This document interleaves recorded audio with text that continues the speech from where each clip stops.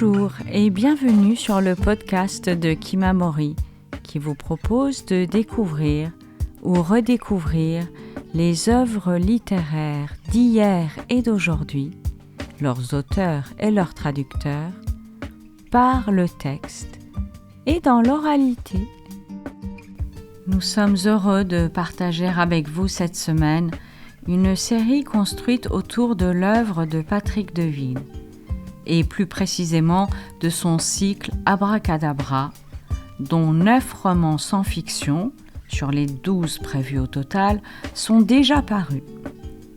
Le 10e titre sortira en librairie début 2027. Écoutons aujourd'hui des extraits de Amazonia, paru en 2019, de Viva, paru en 2014, et de Pura Vida, paru en 2004, tous lus par Denis Lavant. Amazonia. Le lendemain, nous étions descendus au port et admirions à quai le Yavari, cargo mixte à unique cheminée centrale, coque noire à liseré vert jade, bâtiment dont le Pérou avait en 1860 passé commande aux fonderies de James Watt à Birmingham, acheminé depuis l'Angleterre par le Cap Horn en milliers de pièces détachées, hissé depuis la côte du Pacifique à travers la montagne à dos de mulets, de cheval, d'hommes, assemblé ici à Puno et lancé sur le lac. Prouesse assez comparable à celle qui expédia en milliers de caisses depuis l'Allemagne jusqu'au port africain de Kigoma, le Graf Goedsen.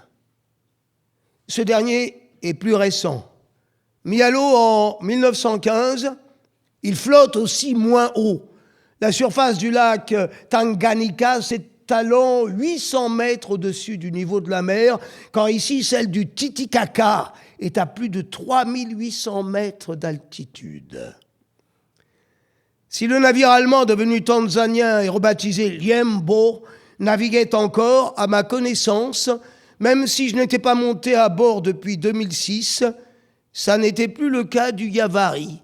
Et c'est une embarcation autrement moins prestigieuse, manière de vedette rapide à double pont que nous avions emprunté pour gagner l'île d'Abantani, sur laquelle, en l'absence de tout parc hôtelier, des habitants ont coutume d'héberger les voyageurs.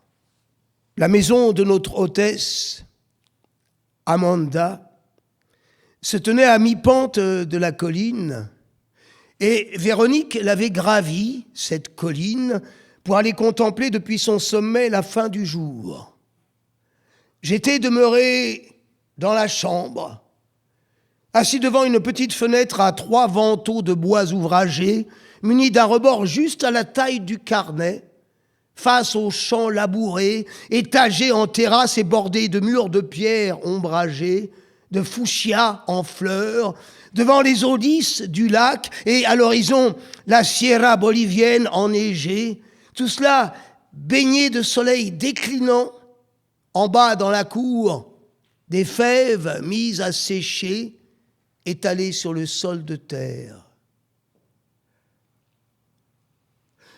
Me parvenaient de calmes propos en quechua et le bêlement des moutons, et peu à peu, j'avais senti monter depuis ma poitrine jusqu'au cerveau une grande bouffée de bonheur inattendu.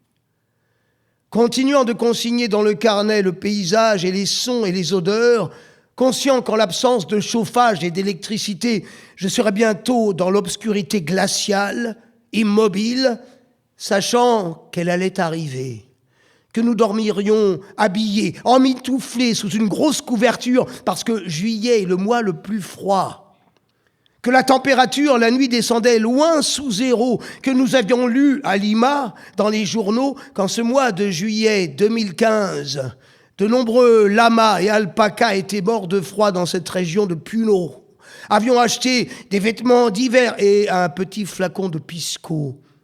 Et d'un coup, soulevé par ce vertige de la simple allégresse d'être vivant, comme cela peut arriver au mieux une fois l'an, et pas même une fois, certaines années, je tentais d'écrire tout cela et à mesure, de retenir le détail de cette ivresse devant la noyade du soleil qui n'en finissait pas, un long nuage orangé, pas un souffle, les 2 premières étoiles, le froid qui tombait, les 3 pulls que je portais, la fumée du bois d'eucalyptus que je respirais, déjà cherchant de quelle soirée j'allais me souvenir au tout dernier soir, allongé seul dans le noir.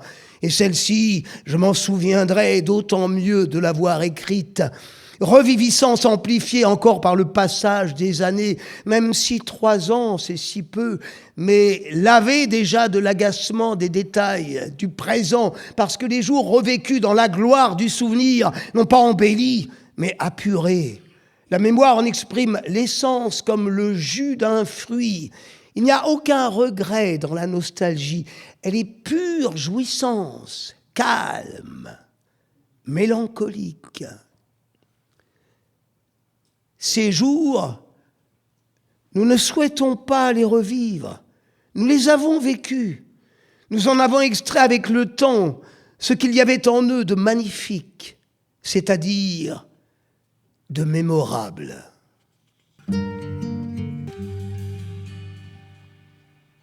Viva!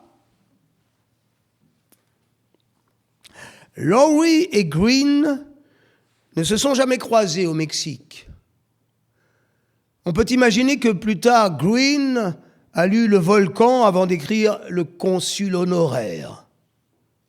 D'un côté, l'impeccable efficacité romanesque que rien jamais ne vient enrayer, l'impeccable créateur qui poursuit avec maîtrise son double métier d'agent secret et de romancier, et dans chaque endroit du monde, aussitôt se remet à l'ouvrage. La puissance et la gloire à Mexico, le 3e homme à Vienne, un Américain bien tranquille à Saigon, notre agent à La Havane, à Cuba, et de l'autre, le grand foutoir de Lowry. L'absolu et sempiternel tâtonnement de Lowry, qui toujours commence par écrire une nouvelle, le récit d'un moment de sa vie, un voyage maritime d'Angleterre en Norvège, un voyage en autocar de Cuernavaca à Mexico, et qui pendant des années, de version en version, dans son amas de livres et de bouteilles, se perd, reprend, déchire ou égare et reprend, jusqu'aux 2000 feuillets du ballast réduit en cendres dans la cabane en flammes. Et de toutes ces nouvelles, devenues des romans, voudraient constituer une œuvre unique et dantesque, démesurée, dont chaque roman deviendrait un cercle ou un chapitre. Ce voyage that never ends, projet dont il sait bien, dès le titre, qu'il ne viendra jamais à bout.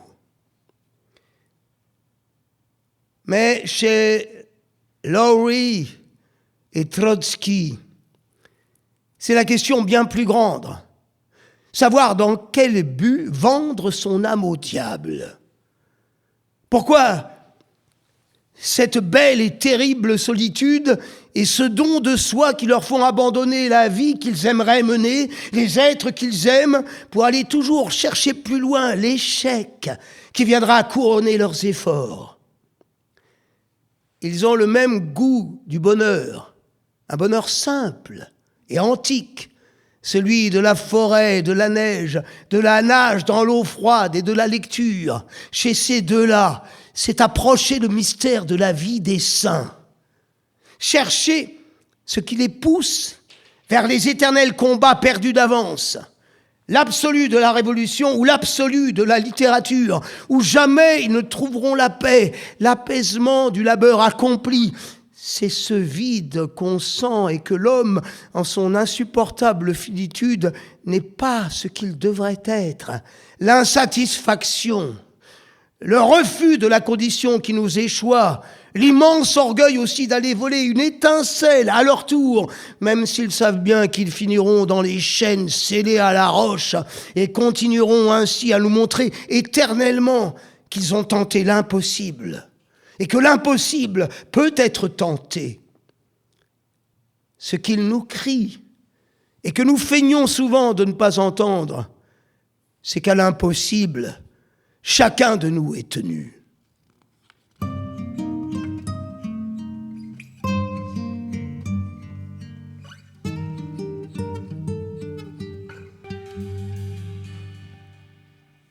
Pura vida.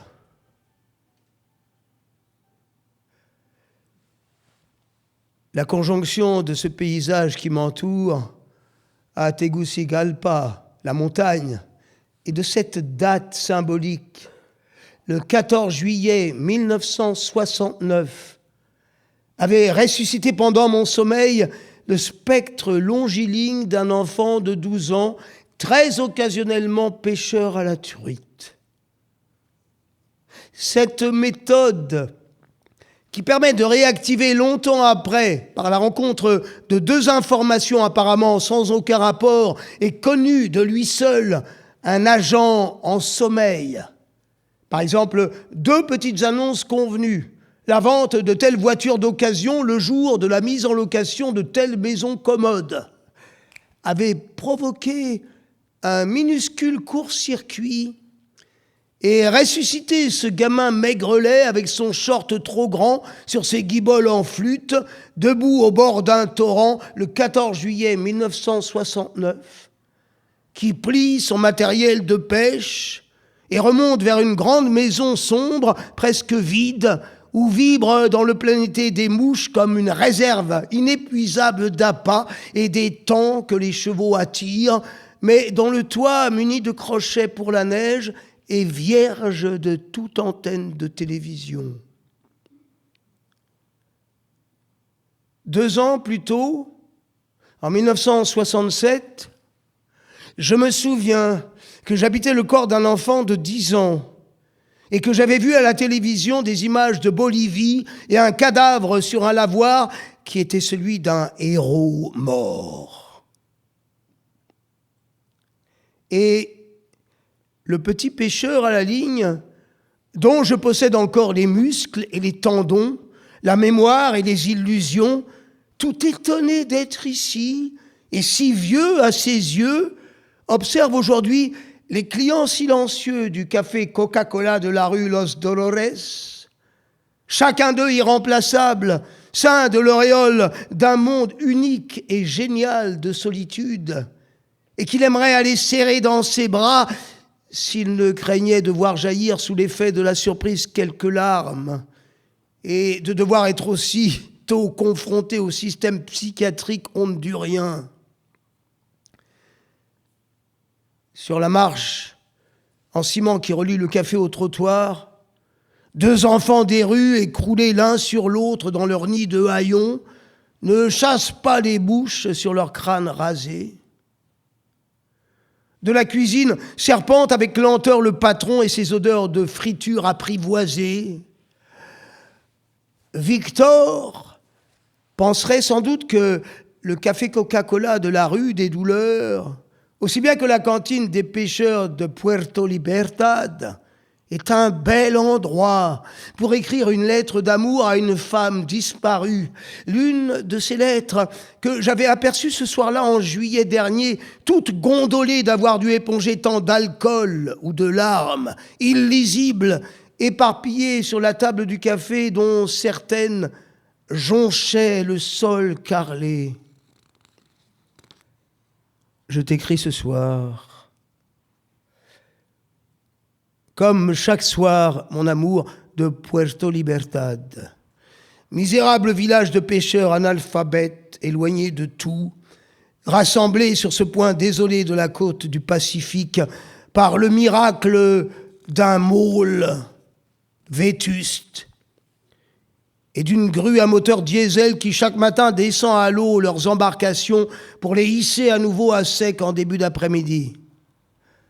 La Libertad, mon amour, où depuis 2 ans j'attends que ta silhouette floue à contre-jour, toute baignée de soleil, vienne se détacher du rectangle enflammé de la porte de la Cantina de los Pescadores. Rayonnante, éperdue, tu me chercherais du regard dans la pénombre et la fumée, me verrais enfin, et tu viendrais t'asseoir à cette table, là, devant moi, sans rien dire, en souriant tristement dans cette odeur de poisson mort. Et nous resterions ainsi, muets, immobiles, comme deux torchères d'orgueil, sur les deux rives d'un fleuve, à nous consumer d'amour. Je n'aurais pas l'audace d'avancer ma main, de poser le bout de mes doigts sur ta joue. Où es-tu aujourd'hui? Sans savoir dans quelle région du monde je t'attends. Me cherches-tu? As-tu engagé un détective?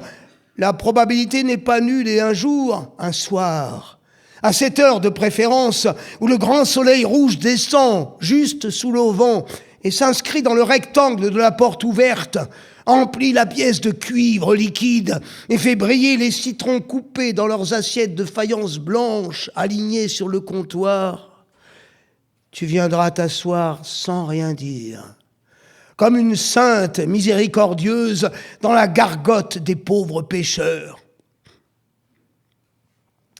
Chaque après-midi, je remonte jusqu'au môle, marche les pieds nus sur les planches chaudes, longe les barques où traînent des restes de poissons que se disputent les chats, corvina, ou en cornets desséchés, collés au bois et à la peinture, dernière écaille scintillant au dernier soleil rouge, devant le quai où parfois vient accoster le caboteur d'Acarutla. Je cherche des phrases pour t'écrire, mon amour. Debout devant la grue dont le moteur jaune Caterpillar est entravé par une chaîne rouillée que ferme un cadenas. Puis je reviens vers la cantine des pêcheurs et reprends ma place. Écris cette lettre que plus tard je vois glisser au sol ou que je range dans ma mallette. Je cherche quelque chose à te raconter, un détail pour te faire sourire. Et je voulais te dire ceci aujourd'hui, mon amour. J'aime cette habitude salvadorienne de chercher une signification au chant des oiseaux et de leur donner ce nom. Les Salvadoriens de la Libertad essaient d'entendre une phrase en espagnol dans la mélodie des oiseaux et les appellent ainsi.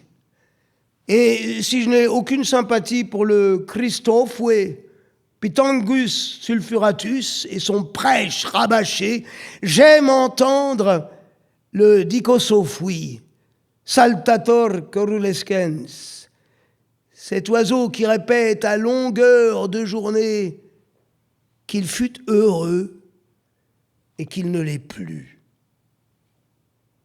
Je me sens moins seul.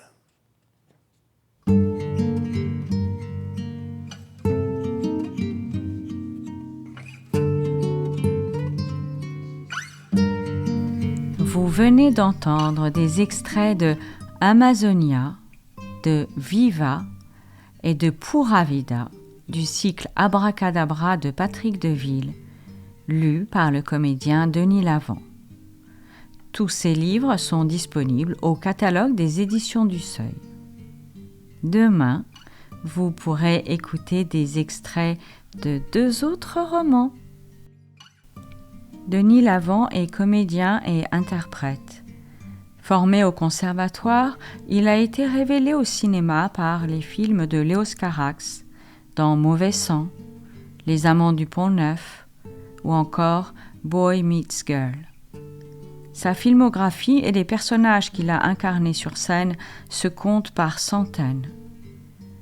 Il a interprété les grands textes littéraires de tous les temps sur scène et en lecture audio. Patrick Deville est écrivain et directeur littéraire de la MIT, Maison des écrivains étrangers et traducteurs. Auteur d'essais et de romans, il est lauréat de nombreux prix littéraires, dont le prix féminin pour Peste et choléra et le Grand Prix de l'Académie française pour l'ensemble de son œuvre.